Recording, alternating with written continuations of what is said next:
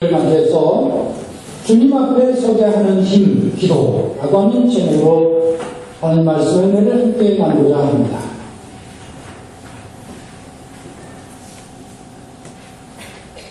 멈춰섭시다. 하나님 앞에 멈춰서는 우리, 이것이 바로 2013년도 서울교회 선교 목표 중에 가장 으뜸되는 목표입니다. 하나님 앞에 멈춰서서 기도하자는 이야기입니다. 멈춰서야만 하나님의 말씀이 들려오고 하나님을 생각할 수 있게 된다는 사실을 우리는 다시 한번 이 시간 깨닫게 됩니다. 오늘 예수님의 대림 첫 번째 첫 말씀은 누가복음 21장 34절에 흥청대며 먹고 마시는 일과 쓸데없는 세상 걱정에 마음을 빼앗기지 않도록 조심하여라 하는 말씀으로 들려주고 있습니다. 여러분 혹시 흥청대며 먹고 마십니까? 네. 제가 알기로는 우리 교인들 얘기는 아닌 것 같습니다. 그렇죠? 흥청대며 먹고 마십니까? 아니죠? 대답을 안 하세요. 우리 남 얘기니까 신경을 굳이 쓸 필요 없다 이 말씀이시죠? 좋습니다. 그럼 두 번째 말씀, 쓸데없는 세상 걱정에 마음을 빼앗기지 않았습니까? 네? 네, 순간순간. 네. 그 정도는 훌륭합니다. 네. 계속해서는 그러지 않는다. 이게 중요한 일입니다. 네, 그렇습니다. 네. 여러분, 사탄이 항상 우리를 편파합니다. 우리 마음을 빼앗으려고 틈타죠.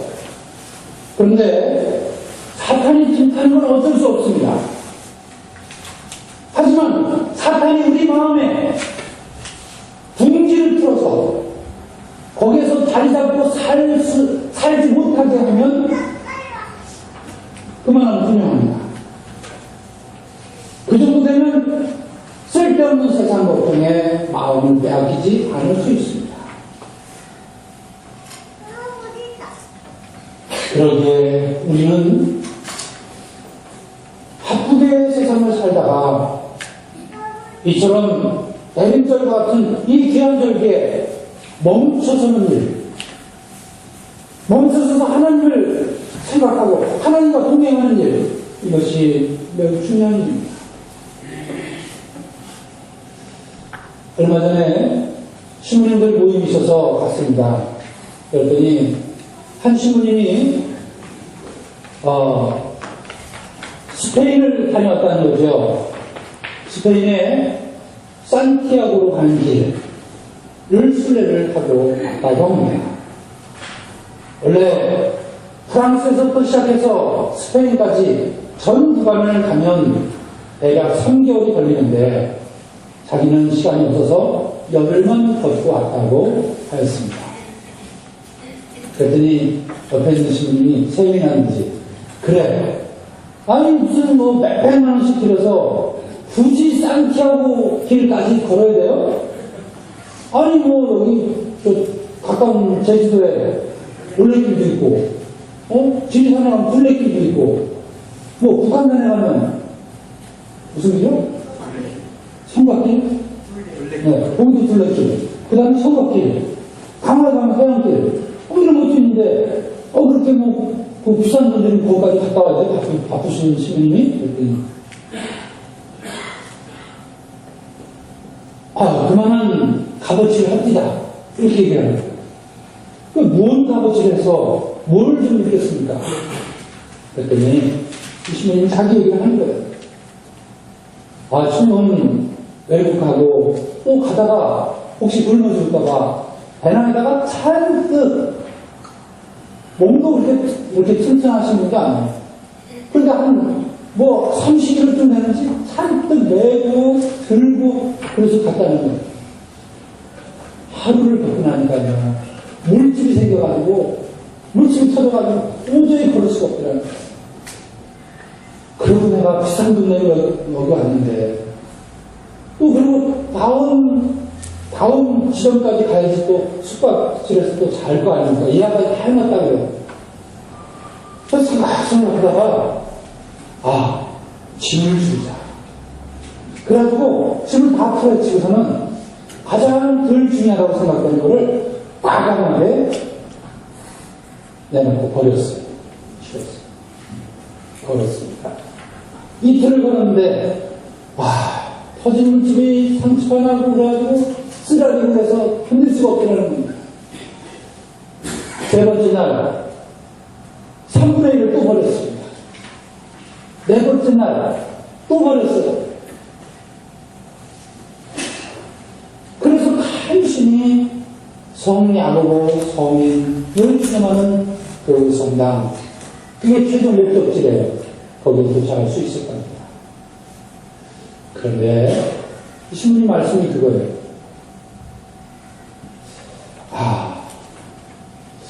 신앙인의 삶이라는 것을 깨닫게 되었습니다. 그리고 인생에 정말 인생을 깨닫게 되었어요.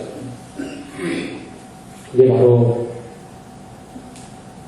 거추장스러운 걸 살다 보면 거추장스러운 것을 결국은 내려놓게 되더라는 거예요. 또 내려놓아야만 걸을 수 있구나. 그리고 마침내 내려놓을 거 다 내려놓고 나니까 우리 주님 예수님과 단둘이 동행하는 그 느낌을 확신을 갖게 되었다 하는 말씀이었습니다. 그렇습니다. 우리가 흥청대며 먹고 마시진 않더라도 쓸데없는 세상 걱정에 마음을 빼앗기다 보면 단둘이 주님과 동행하고 우리가 가지고 갔으면 하는 그 신앙의 길을 끝까지 달려갈 수 없다라고 하는 것을 다시 한번 깨닫게 되면서 바쁜 생활 속에서 이 다림전 같은 소중한 시간에 멈춰서는 것, 멈춰서서 하나님 앞에 무릎을 꿇는 것, 이것이 얼마나 소중한 일인가 하는 것을 깨닫게 됩니다. 멈춰섰으면 이제 성탄을 준비해야 할 것 아닙니까? 우리 재림 다시 오실 우리 주님의 재림을 준비해야 합니다. 마음을 추스려야 합니다. 어떻게 할 것인가, 어떻게 살 것인가, 어떻게 하여 주님과 나의 관계를 다시 한번 회복할 것인가. 이것이 준비 시간이 필요한 것입니다. 종교개혁을 이룩한 마틴 루터는 신앙에는 세 종류의 부류가 있다 하고 이야기합니다. 과연 이 세 종류의 부류 중에 나는 누구인가 한번 생각해보는 시간이 되었으면 좋겠습니다. 첫 번째는요, 죄책감 없이 평한 사람들 있다는 것입니다. 자신의 죄를 깨닫지 못하고 양심의 가책 없이 마치 아무 생각 없는 사람처럼 대평하게 살아가는 사람, 무감각병에 걸린 사람, 이런 사람이 있다는 것이죠. 여러분, 어떤 문화인류학자는 현대인의 가장 심각한 병이 무엇이냐? 그 심각한 병이 바로 무관심이라는 거예요. 이웃이 아파하고 있는데, 형제자매가 아파하고 있는데 아무 관심 없이 무감각하게 대평하게 살아가는 것, 이것이 현대의 가장 심각한 병이라고 진단하였습니다. 두 번째요. 두 번째 부류의 사람은 죄의식의 노예로 전락해 버렸다는 것입니다. 하나님이 무서운 분으로 생각되어서 하나님의 심판을 받거나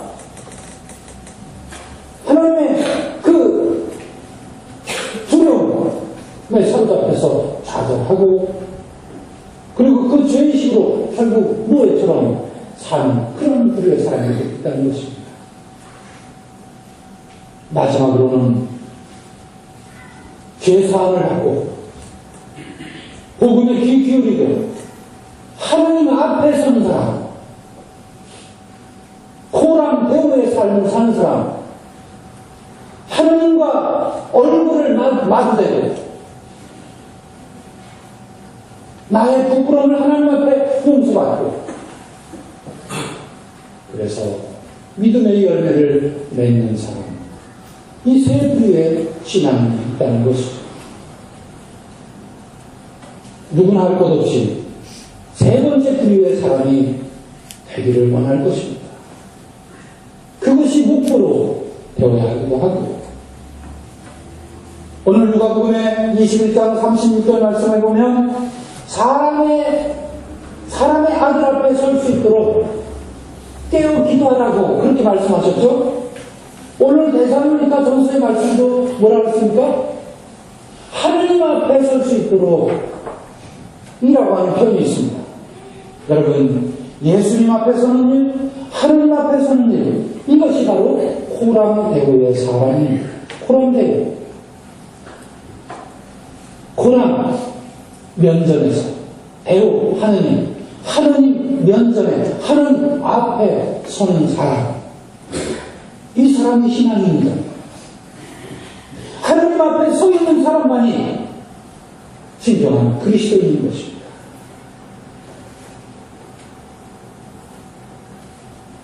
이제 우리 대중들은 하나님 앞에 설 수 있도록 준비해야 합니다. 물론 우리에게 부족함은 많습니다. 우리가 하나님 앞에 정말 눈을 마주대고서 서기 위해서는 우리의 부족함이, 우리의 어리석음이, 우리의 죄가 너무 가득해요. 하지만 주님 앞에 우리의 부족함을 내려놓으면 주께서 용서해 주십니다.